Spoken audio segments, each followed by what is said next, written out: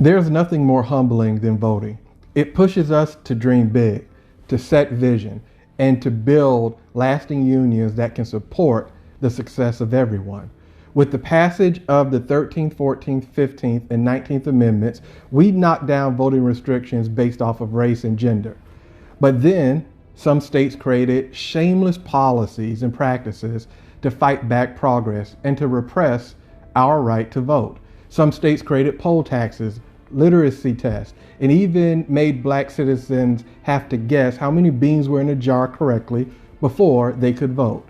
These types of strategies purposely were created for one reason and one reason only: to give power to a selected few.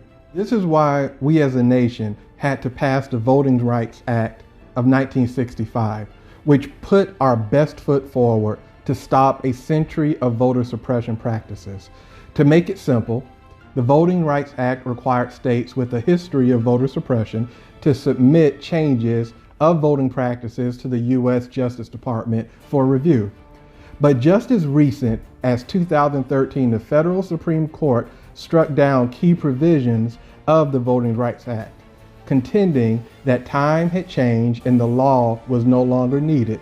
Dissenting this stance, the late Justice Ruth Bader Ginsburg said the following: that throwing out the provision when it had worked and continued to work so well was like throwing away your umbrella in a rainstorm because you're not getting wet.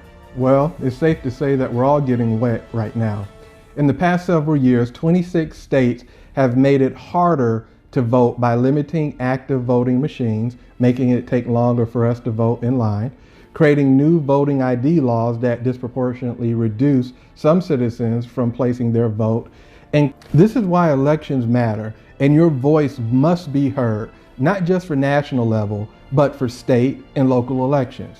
To all those who follow me, please take time to vote during this election. And to those who feel your voice just doesn't matter, let me ask you a real simple question. Why do you feel so much energy, so much time, and so much money has been given to stop you from casting your vote? I want you to honestly think about that question. To our first-time voter, thank you for taking part in this election. Now try to get some family and friends out to vote also. Remember, our government can and should be a place where all come together and no one is left behind. We can be an instrument of good if we, the people, make our voices heard. Thanks, and go vote.